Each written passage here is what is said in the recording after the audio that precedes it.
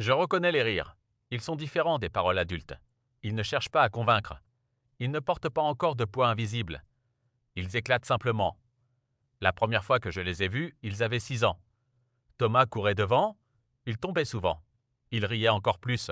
Emma marchait derrière, plus prudente, observant chaque détail, comme si le monde était une énigme qu'elle voulait comprendre. Ils n'étaient pas amis au début. Ils habitaient simplement le même village. Mais les enfants se rapprochent souvent par hasard. Un ballon perdu, un jeu inventé, un défi inutile. Ce jour-là, le ballon de Thomas s'est coincé entre mes racines.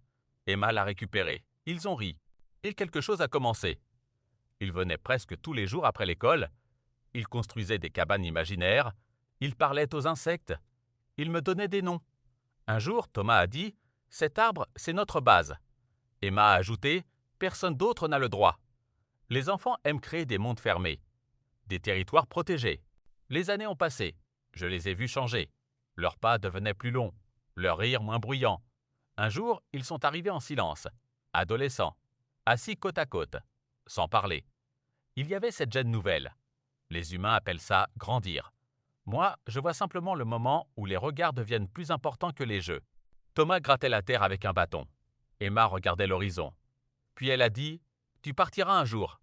Il a haussé les épaules. « Tout le monde part ». Elle n'a rien répondu. Mais j'ai senti une inquiétude nouvelle. L'enfant s'effaçait. Un été, Thomas n'est plus venu. Emma venait seule. Elle lisait. Elle attendait. Parfois elle parlait. Il m'a écrit. Sa voix oscillait entre joie et manque. Les humains apprennent à vivre avec l'absence.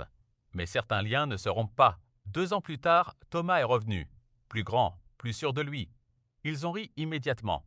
Comme si rien n'avait changé. Mais tout avait changé. Ils marchaient plus près l'un de l'autre. Ils parlaient plus doucement. Un soir d'automne, sous une lumière dorée, Thomas a posé sa main sur celle d'Emma. Elle ne l'a pas retirée. C'est souvent aussi simple que ça. Pas de déclaration, pas de spectacle, juste un geste qui transforme tout.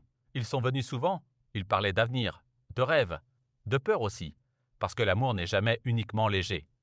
Un hiver, ils se sont disputés. Voix élevées, silence lourd. Emma est partie en pleurant. Thomas est resté longtemps. Il a frappé mon tronc doucement. Je suis idiot. Oui, les humains le sont souvent quand ils tiennent à quelqu'un. Ils se sont retrouvés, toujours ici, parce que certains lieux deviennent des ponts. Des années plus tard, ils sont revenus avec des bagues. Ils se sont assis sous mes branches. Emma a ri. On devrait se marier ici. Thomas a levé les yeux vers moi. Il est témoin depuis le début. Le mariage n'a pas eu lieu sous moi. Mais ils sont venus juste après, habillés élégamment, heureux, fatigués, émus. Ils ont posé leur front contre mon tronc. Un geste simple, comme une gratitude silencieuse. Le temps a encore avancé. Un jour, ils sont revenus avec une poussette. Une petite fille. Elle attrapait mes feuilles avec des mains curieuses.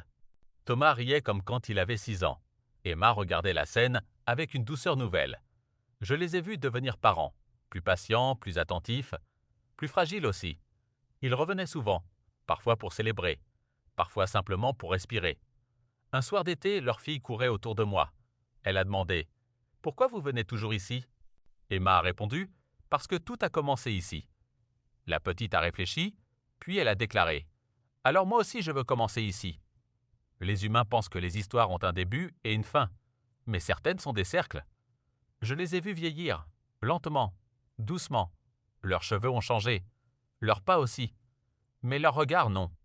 Un jour, ils se sont assis en silence, main dans la main, sans besoin de parler. C'est souvent ça la forme la plus pure du bonheur. Pas les grands moments. Les moments simples, répétés longtemps.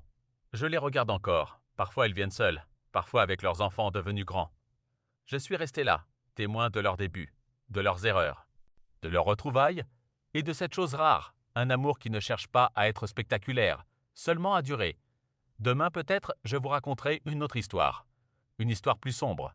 Ou peut-être une autre, où quelqu'un apprend simplement à rester.